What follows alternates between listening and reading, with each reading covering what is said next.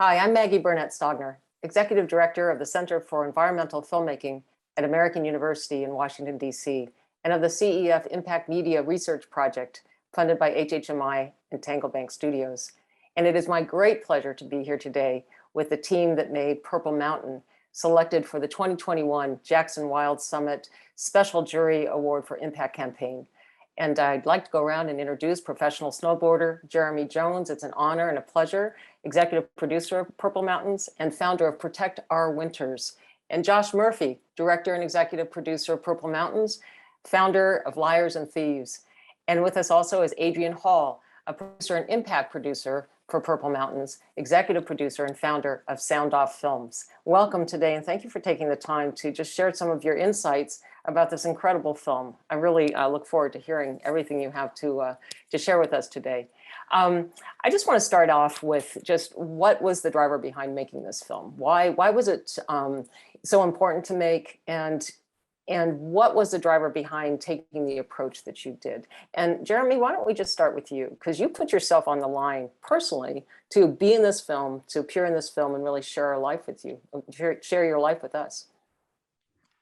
Yeah, I've been immersed in climate action through the nonprofit Protect Our Winters that I started over a decade ago. And as we were coming up on the 2020 election, is definitely the most important election of my lifetime.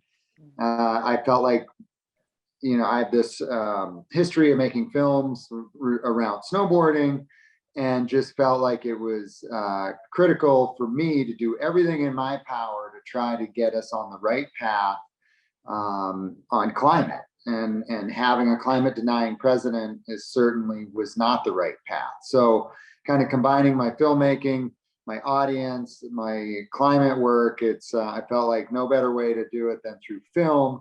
But then, there's a lot of climate films out there, and I really wanted to delve into what is holding us up from climate action, and specifically focusing on these people that share the same love of the outdoors as me, which at Protect Our Winters we call the outdoor state, which is 50 million people, but consistently vote climate deniers into office. And instead of as a country, we've gotten such kind of toxic discourse, and I just wanted to have conversations with these people that were not, toxic, and hear them out, and just cordial conversations. So that's the, kind of the ethos behind Purple Mountains. Yeah, so when I first heard on the list, here's a film called Purple Mountains, and I'm thinking, the alpenglow, that beautiful light. And it wasn't until I watched the film that I realized it had a very different meaning. Jeremy, do you want to explain that? Yeah, so I think about it as, started looking at these states, what I consider purple states, which are in between, they have red and, how do you get to purple? It's red and blue, and then it just coincides so beautifully with my favorite time in the mountains is alpenglow, and when the mountains go purple. And on our first shoot to Nevada, actually, we were camping, where I first met the hard rock miner Danny, and we're skinning back to camp, and the mountains literally went purple like I've never seen before. And so that was a cool omen, and yeah, that's how we got to Purple Mountains. Great title. I love it when people finally realize that that's why, because I think you're right. When they start, they're like, oh, that's quaint, and then they go, oh, wait a minute, purple states, Purple Mountains. And there seems to be somewhere in the movie the bulb clicks on, and I always appreciate when that happens, because then it shows a kind of a greater depth that of their understanding that we're able to kind of evoke. Yeah, and just to add to that, I think the mountains are an incredible place for people with all walks of life and ideology to come together, whether it's on a chairlift, a skin track, hiking, what have you, it is the perfect spot to have these conversations. We need to clone you. Seriously. I mean, because it's such an effective approach, and it really broadens the reach of what the film can do and how it leads people to action. Josh, I'd like to hear your thoughts too. Yeah, well, I'm going to echo exactly what Jeremy said. I have a background in environmental science, 2 degrees in fisheries and wildlife before I became a filmmaker, and have always tried to kind of focus my work around the intersection of humankind and the environment. And when Jeremy came to me and said, I have this idea for this film, I remember kind of pausing. And just as Jeremy said, I was like, there's a lot of climate films out there. How would this be different? And we went back and forth quite a bit to kind of say, how do we make something that takes away the politics and focuses on the message? And I think that's where Jeremy did such a wonderful job at kind of rising above, which I will say, and Jeremy will probably snicker when I say this, it was not easy for him. It was really very uncomfortable for him to go into situations knowing that it was going to be somewhat adversarial, but I think he shined in finding that commonality because it's there. I mean, it's that's the thing I think is so unique about the film, was that we weren't hoodwinking anybody. We were asking people to express something they already felt. And that's really what made the film so, I think, different, was that in finding a messenger like Jeremy, who is steeped in this, but that could then connect with these individuals that already had an inherent love of the environment, the outdoors, it cut right through and became a conversation about what divides us and why are we not in alignment on this. And the funny thing was, like, one of the main characters that he met with, who was a professional hunting guide, they kind of saw eye to eye on everything that day. But as we were walking back to the truck, he said to the PA that was with us, hey, I'm still going to vote for Trump. And we heard him say that. And Jeremy was like, why? What? I get it. But we are in alignment on so much. Why is that still the case? And it's this idea of identity politics, which we developed in the film. It's just so powerful. It's so hard to break when you have the idea that it's us versus them, red team versus blue team. And I really do hope that this idea of outdoor state can actually transcend that and find voters that are on the edge that will come over. We didn't focus the film on voters that were far right or far left. We were trying to focus on the center, which is where I think we have the most opportunity to make change. Yeah, that's great. And this is such a model for how to do that. Adrian, why don't you chime in on just what you've originally had as goals for the Impact campaign and how that evolved over time?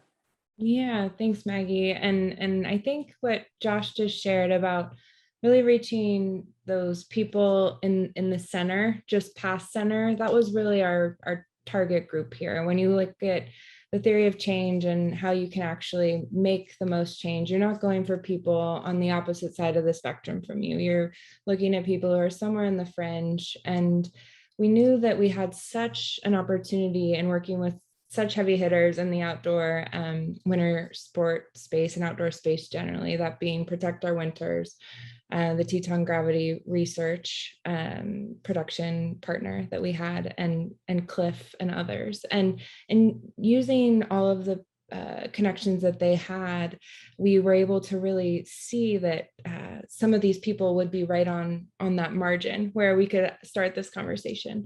And we were looking at which states had swing districts that would most easily be pulled over to one side or the other. And that's really how we crafted both the narrative of the film, to Josh and Jeremy's credit. How we picked the stories that we followed really coincided with that impact that we were trying to make. So they had impact at the forefront this entire process. And we picked 2 counties in Nevada as our focus. And that was really what was going to be our key performance indicator. Like, how were those districts going to perform in the 2020 election? And so again, we really took a top-down and bottom-up approach, and in a fully integrated campaign that both utilized the narrative that Jeremy and Josh crafted, but worked to get into these swing districts with different events and activations that could really move the needle in those places.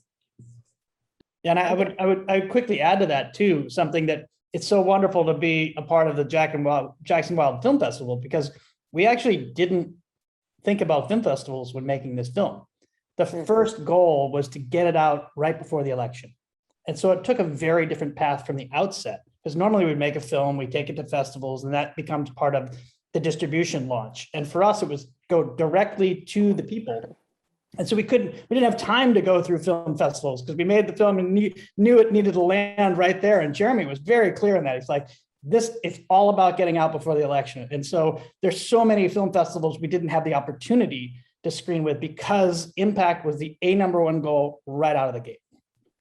And that's so, I mean, I've worked on many impact films over the last decade, but knowing what these two wanted to do with this film and all the work that Jeremy had already done in this space, we were really able to just harness the strengths of all of these partners in ways that I've never had the opportunity to have already built, which really made this quite fun and quite successful. The clip we're about to see is me returning home after spending a couple days in rural Nevada, talking to these people that, you know, again, we connected on so many levels. These are people that love the outdoors like I do, but I'm driving home because I realize, even though we bonded so much on all these different, you know, around the outdoors, what really mattered, voting for Climate Champion, I knew, you know, they were going to vote a different way than me. And it was just really heartbreaking because you know, understanding climate change and that we need policy to move the needle, and to see these people that were so close on something and then totally divided on that same thing was hard. I think everyone wants a clean, healthy environment for their family. We just got to figure out how to get there. Yeah, so this clip is me with this hunter whose life revolves around, he's a professional hunting guide. And we spent the morning together, and he's explaining to me all these effects of climate change, and we're seemingly really on the same page.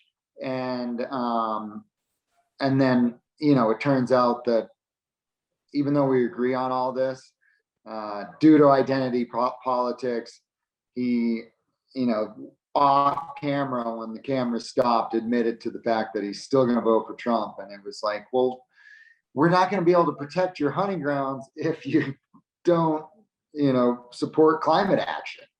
It's awesome to get out here with you. You know, someone makes their living as a hunting guide, and as I learn more and more about conservation, I've learned that hunters are really the original conservationists, you know, through the Roosevelt era. And quite frankly, I think the outdoor community has a lot we can learn from the hunting community when it comes to protecting these public lands. That's great. That's great. I'm really curious because just even in selecting characters that you want to have conversations with and going in and trying to understand, is this going to work for the film or not? Is this going to end up leading the viewer to a new way of thinking about reaching across the aisle? You know, we talk so much about so many films preach to the choir, and your film really took great pains to find people to talk to set a model for how you can have that conversation. If you could talk about it, and Josh, let's start with you. If we could talk about how you actually determined which characters, and were there any surprises that really just kind of came across as unexpected? You've mentioned the one guy who said to the PA, well, I'm going to vote for Trump anyway. Did anybody go the other way after they spoke with Jeremy? Not as much, but I think something that I would point out, because it's important to point out, is that many of our characters were white and male. And some people said, well, where's the diversity in the film? And there was actually a reason for that. Our research showed that white male men voters were 5 times more likely to be climate deniers than any other group. And so we really focused intentionally on trying to reach out to that group. And so in choosing where to go, we went to one of the reddest, most Republican counties in Nevada, which is, of course, next door to California, where we live. And we tried to find characters that were authentic people that we had kind of heard of or knew somehow that would speak about this. And in fact, Danny, who became one of our lead characters, who's a hard rock miner, was somebody that Jeremy met earlier in the season when he went to do just a little bit of backcountry riding. And funny story, sees a guy driving a big white pickup truck and he's got a snowmobile in the back, and he thought, oh God, no. And on the back of his truck, a big sticker, which you can actually see in the film, it says Friends of Coal. And Jeremy thought, no. And with that, he pulls out a snowboard, and it's a Jones snowboard, of course, which is Jeremy's snowboard company. And Jeremy's like, I think I need to meet this guy. And so they spent the whole day riding together. And Jeremy called me on his way back. He said, I think I have one of our characters. And Danny became such a valuable part because not only did he speak about love of the outdoors, he went riding with Jeremy, which was kind of a shared kind of language. And when you see that, you can see how strong these bonds are. But what we learned with Danny was, interestingly enough, it wasn't as much of a surprise as much as we hadn't thought about it, was that he's like, I've never really given climate change a thought. He's like, I'm a working guy. I'm got a family, a baby on the way. It's just not something I think about every day. But I do think about snowboarding. I do think about clean air and clean water. And maybe I just need to give this more time. And that's, I think, what we overwhelmingly found was that there's been so much kind of press around this that is already politicized. It's hard for people to look and find how it impacts them and cut through the politics and find the personal. And I think that's what we kept finding as we went farther and farther into this with the film and with the characters was, wow, we're very close on so many of these issues, but so far in others. And I would point out too, just for reference, as we touched on the film, it was the Republican Party under Nixon that paved the way for many of the things that we are doing now. The Clean Air, Clean Water Act, the Endangered Species Act, those were Republican initiatives. And since then, the parties have divided hugely on that. And what we began to realize beyond identity politics was what we also saw in the film was that there's these think tanks that come up with these ideas, and those ideas through media, in this case, conservative media often, percolate down to the individual person. And the think tanks were saying, you know what, we need less regulation. And everything that Nixon had put in place was a form of regulation. And as it further down the line, I think we began to see divergence because the Republican Party, the conservative trope was no regulation. But yet they do want clean air and clean water. And they need regulation to do that because who else is going to make sure of that? And so it became for us a learning process along the way of how these voters, these individuals were informed.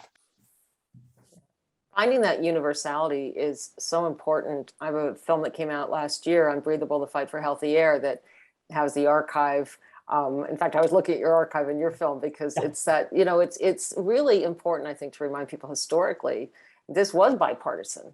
And it is about things like health and clean air and whether or not there's going to be snow on the mountains. And Jeremy, I would love for you to talk to this point, the critical impact on just water and our clean water and our and our water sourcing. And are we even going to have enough water? And California is so hard hit by this. Yeah, and I think that we have learned at Protect Our Winters to really frame the issue around clean air, clean water, healthy planet. We can all agree that's important stuff. And yeah, I mean, obviously California, we have major water issues and hopefully, I mean, I was at the lake this morning and I mean, it's just barely trickling, and what that, the ripple effects of that is significant. Obviously, the clean air, we thought that having resorts that are struggling to open in December are bad in the economy. Come to my town during the forest fires. It is a ghost town, and so it's just wild to see the effects of this stuff, and economically it's massive. And I guess the frustrating thing for us is the outdoor community collectively is bigger than the fossil fuel extraction industry. but yet we are divided on climate, and we carry very little political weight. There's not a politician out there. My congressman, Tom McClintock, is one of the biggest climate deniers on Capitol Hill. He has 9 ski areas in his district that are fighting for their survival. He has voted 270 times against the environment and wins, by double digits every year, because, and we try to get the ski area to go, hey, let's put some pressure on this guy. I mean, he is affecting the long-term health of your industry. And sadly, we're not there yet. Yeah, and it's really one of those things where you think, well, okay, so should we just give up because it's just like a disaster out there and there's nothing we can do?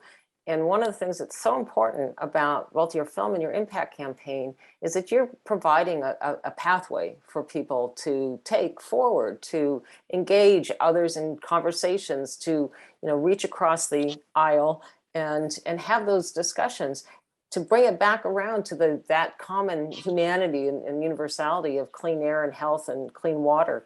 And I think your film does that so well. It does something else too, which is it interweaves those really key statistics. Who would like to talk about that? Because I think you do include a lot of really great data.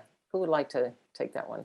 Jeremy's good with that. He's got the most up-to-date stuff from Powell. Jeremy? Okay, Yeah. great. So one of the things I thought was incredibly successful about the film is the way that you interweave different elements. You've got this amazing snowboarding. I mean, who doesn't want to watch that? You've got these really interesting conversations with people in conservative areas that really model how you can have those discussions about what's important to all of us. But you also interweave these really kind of shocking data statistics, things like the outdoor industry being providing more jobs than the fossil fuel industry.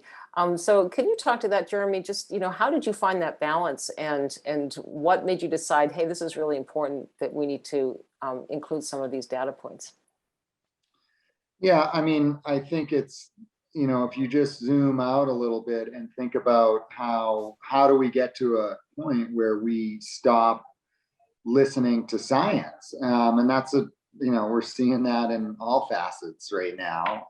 And that's kind of a scary thing for society to not listen to science and not listen to experts because you don't like what they're telling us. And that's kind of, in its simplest way, is what's happening. But sadly, I've never had a climate scientist tell me the issue wasn't as bad as they thought it was, that they overestimated the effects of climate change. And so at this point, we are literally seeing it outside, right? I mean, if you live in the American West, even the smoke from the West is making it all the way to New York City. I mean, New York City, they had 3 inches of rain in 1 hour. Again, horrifically, people literally drowned in their cars. Like, think about what it would take for you to be driving down the road and have such a, it wasn't like some dam broke or anything. There was so much rainfall, they literally couldn't get out of their cars in time. It's, and there's this summer, it's been a summer of destruction. So I actually think that talking point is kind of going by the wayside. And I think that my guess is that we'll go into like phase 3 of climate denial, which is, really, well, it's happening, but there's nothing we can do about it. And our argument would be, the price of inaction is far greater than the price of action. And again, just because it's so front of mind, out here right now, we can't see across the lake. And we just had a forest fire come down and almost wipe out South Lake Tahoe, and the resources to fight off that fire. Thank God we were able to do that. But accepting that climate change is here and it's real and try to mitigate from that is important, as well as this recent IPCC report that says we need to, if we don't get a handle on this, this is just the start of it. Adrian, I'm going to ask you to highlight some of the successes that the film has had so far. I know originally it was very much about getting the vote out. Totally understandable, really important election. Where has it gone from there? Well, let's even back up. Did it succeed in getting the vote out? And where has it gone from there? Yeah, so the film, given all of these partners that we touched on earlier, we were able to really reach some different groups of people. And with Jeremy's team and Protect Our Winters, they had this incredible tool that we were able to then provide people with. So the long tail of the campaign and the reach and the people that we were able to attract are now within the POW ecosystem. So that's been a huge success as well. But we, with the film, we garnered 7 million media impressions. We reached 6 million people. We've been able to have 25 in-person screenings that kind of picked up where the film left off. So we hosted screenings with a group called Backcountry Hunters and Anglers that took a very similar approach to what Jeremy went forward with in the film itself, and have really fostered these healthy conversations between people with some commonalities, but some differences as well. We had 5,600 press hits, including Outside Magazine, Men's Journal, Snowboarder, which was key to our core audience, and always using Jeremy as the humble but accessible messenger that these people wanted to see. So we always had Jeremy as being an amazing asset in that way. And then we were able to get 50% of the audience that we engaged, which is a huge number. 50% of the audiences that we engaged went into that POW ecosystem. So those are some of the best numbers that I've ever experienced personally on any of these impact campaigns that we do. And I think so much of that credit is due to the strength of the community and the outdoor sports space and these different channels that we were able to tap into. So really exciting what this campaign was able to accomplish. Yeah, Yeah. I'll just add to that, where Protect Our Winters, we have determined that success or failure as a country on climate action, especially in terms of the president, comes down to a handful of states. And at Protect Our Winters, we focused on the states where we felt like there was a strong outdoor community in those states. With this film, we specifically did screenings in those key states to rally the vote and have these conversations. And I found it really interesting, and Bones and I were texting back and forth, where got to a point at one point where it's like, if Nevada goes wins and goes to Biden, then the election's won. And it's like, just an example of like the amount of work we did in that state, not just with the film, but with our impact campaign. And there was a point where it was like, man, this can come down to a couple hundred or a couple thousand votes in these places. And maybe we didn't bring all of those 1,000 votes or what have you, but we definitely brought some new voters in these key places where a couple hundred votes can really make the difference. I'm so glad you mentioned that, Jeremy, too, because in these screenings, there would be feedback from people who would write and say that they came from conservative families, they were hunters, and that they were starting to understand and were going to have that impact the way that they voted in 2020. So just being able to see and track some of that live in real time when these events that we did have attracted thousands of people. To Jeremy's point, we're not positive that it was the thing to make the difference, but we know that it was connecting with the people that we wanted to reach. Yeah, just to further add to that, like, I've done so many, I've been a part of over almost 100 films at this point. And the feedback, I had someone come up to me who was like, man, I grew up in Ohio. I love the outdoors. This has been this huge rift in my family. They're all climate deniers. And we watched Purple Mountains together as a family, and it led to us for the first time having meaningful discussion on climate change. And I heard that over and over again. And, you know, these films are hard to make. And when you get feedback like that, you go, that was worth it. Yeah, awesome. I mean, that is incredibly worth it. And thank you for sharing that story, because sometimes it just comes down to that one example that really helps us understand the power of filmmaking and the power of a really compelling storytelling. And I think this is important. You know, we're starting to understand the role of influencers. That term first came to my attention when one of my sons was talking about TikTok, which I really didn't know what that was either. And I thought, wait a minute. These platforms, and it's TikTok today, who knows what it'll be 6 months from now, but these platforms really give us an opportunity to reach a younger generation. And Jeremy, you have your kids in the film. You talk a lot about family and legacy and the importance of making sure that they have a healthy planet for their futures. So could you talk about, you know, that messaging and how that ended up factoring into the film? Like specifically me and my family, or like or like going to younger generations with climate? I think the engaging younger generations and understanding where to meet them. You know, you did really a great job at where to meet the outdoor snowboarding community, for instance, but where do you meet the younger generation? Yeah, I mean, I think with the younger generation, you got to meet them where they are. You got to meet them with the language that they use.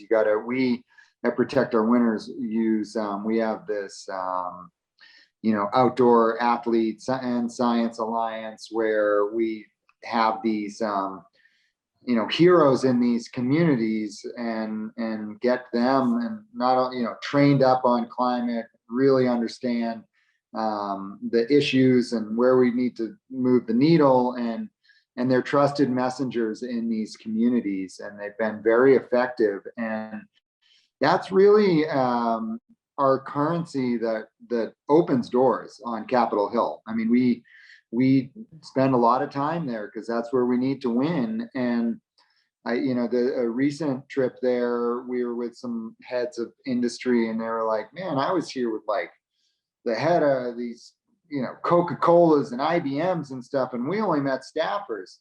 You know, Protect Our Winters, we roll through with Olympians and these, you know, Tommy Caldwell in Colorado. You know, the doors are flying open, and the congressmen want to meet us, and their aides are basically walking in and going, "There's 40 million followers sitting in your office right now. You should probably meet them." And so, yeah, that's an example of how we can use those platforms for positive change. One thing I would add to that too is that, you know, the future I think we would like to see is a conservative climate voter, because there doesn't seem to be one right now. Like right now, it's if you're conservative, you cannot vote for climate. And what we're saying is should not be a place that we see we're at odds. There are areas of reproductive rights and gun rights that progressives and conservatives may never come together on. Environment shouldn't be one. And so what will it take for the fight not to be branded as conservative or progressive, but something that we see both parties voting on? That's the future we would like to see. And what's the secret? Well, hopefully the secret is making people, as Jeremy pointed out, finding where they are, introducing them to this idea early, and as they come up and define their own values, conservative or progressive, recognize that environment is one we share, and that is a core tenet to being a person in this environment we all inhabit, whether rural or urban or lesser economic strata than greater. I mean, this is a commonality we all share. And if we don't recognize that now, it will just drive us to a worse and worse scenario, as Jeremy said, we're seeing right out of our window. It has to become a commonality that crosses all boundaries. Yeah, I just wanted to circle back around to ask if you, with your impact campaign going forward, because, you know, it's not like, okay, now everything's done. Congratulations, guys, you made the Jackson Wild 2021 and you're done. No, I mean, this is urgent and it continues, right? So that path forward for your impact campaign, if you can give us some highlights of what that looks like beyond what you've already done, particularly this idea of using influencers, because a lot of people are asking about this. How do you get different, in this case, particularly athletic influencers, but not limited to that? How do you grow that going forward? It's a really interesting question. I'd actually like to back up one moment and kind of tie into the last question that you asked, Jeremy, because I think one other thing that was so different about this film from other films that I've worked on is the non-traditional model that it followed. We went for an all web release. We utilized the social media presences of all of the different partners, Jeremy's reach on social media, the Protect Our Winters reach, Teton Gravity Research. And then we did work with some really strategically chosen athletes to maybe reach a slightly different audience than what Jeremy could reach himself. And I think it was always looking back to that main like guiding principle and those main guiding goals.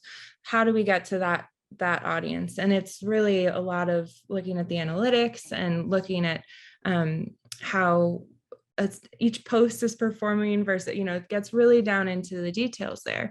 But I think following that non-traditional model and continuing to track with the trends of how people are responding to different content continues to be part of the strategy. And I will say, as being part of a filmmaking team, this was there was a lot done here by a lot of really passionate people for not a whole lot of money, right? So I think that our goal as filmmakers is always to try to make the strongest possible piece that we can. And then we were so lucky, and I would recommend this to every filmmaker, to tie yourselves to an organization that can carry on the work and do the film the service that it needs, and let the film do the service to the organization that it needs. And we're so lucky that in Jeremy, the film is able to still serve a purpose for his organization that is able to harness the views in a way that is most beneficial. And so every time we're now crafting an impact campaign, we always try to look for, it won't happen because POW was incredible to work with, but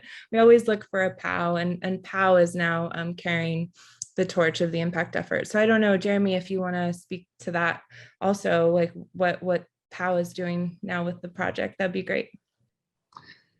Yeah, I mean, the film, was reverse engineered we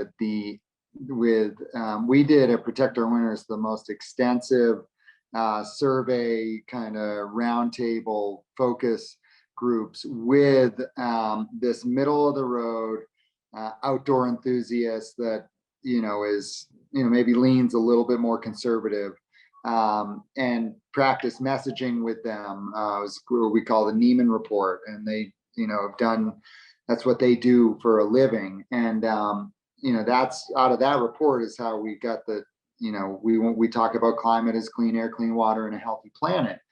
And I guess moving forward, we need to, the Purple Mountains, it really struck a chord. It was our most effective kind of content, and the way that we, went about this tough subject, and it's that middle ground outdoor enthusiasts that we continue to focus on. And so really, Purple Mountains, I think that there's we'd like to release some of the longer format conversations that we had in the film, but we're at that point now where how do we keep that that vibe and that concept alive, even though you can see it through all of Protect Our Winters language. But I actually think that there's more to the specific Purple Mountains pillar that we built on this first go around, and I would love to add another Purple Mountains pillar and keep building upon it. And I would add to that too, that I think at first we thought, okay, we're just going to make a film to service this election cycle. And then we realized what we've touched on is it's endemic in how the messaging has to happen going forward. And I think that's the pillar that Jeremy's talking about, is is how can we continue creating conversations across partisan divides about issues that unite us. And if we can do that with Purple Mountains through podcasts and other forms that we've kind of considered, we would love to. We just got to the election. We're like, oh, we did it.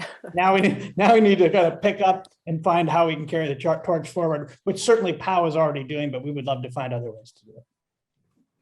Yeah, I look forward to having a conversation with you guys about a year from now, because I have no doubt that, I mean, it is setting new ground. And I think Purple Mountains really is just such an excellent model for doing that. And Jeremy, your framing of the outdoor state, this is that is a great way to think about it. I mean, I come from Northern California. I spent a lot of time in the Sierras. I have family that is extremely eco green, and I have family that hunts. And we all recognize the importance of having our winters, right?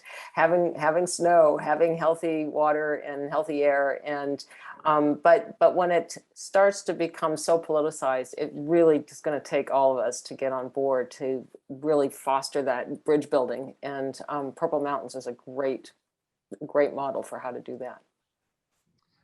Yeah, it's funny because as we move forward, we made this film 2 years ago, and in so many ways, a film you make 2 years ago is like, it's kind of moved on, and it's like the same challenges that we started down in Purple Mountains, and we think about these conversations like that, I want to release these long form conversations that we had 2 years ago because they are so relevant today. And quite frankly, they would not be really any different as of today. It's, we're still in that same atmosphere now. And we just, I really feel like it was the start, and we need to continue down that road. And again, Protect Our Winters is in the spirit of all things Purple Mountains, and we are doing that.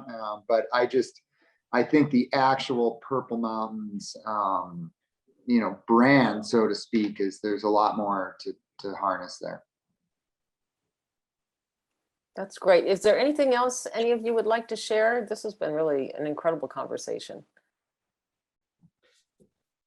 I think that's most of it. I just wanted to say thank you again for even considering us. I mean, again, we anytime a film festival looks upon a film, or in this case, an impact campaign, when the film didn't even go to the festival, it means that something landed. And we're so glad, because the audience of Jackson Wild is a very important audience for us to reach. And hopefully they get that we need to kind of take this tone and reaching out to people as well, beyond the choir that we are in watching the Jackson Wild films.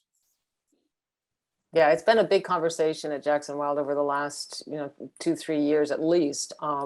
And there's a recognition that things really have to shift, and that media and films and storytelling are the key to doing that. I mean, that's our empathy bridge, right? So so congratulations to you all again. Really outstanding job. Outstanding. Thank you. Thanks for having us.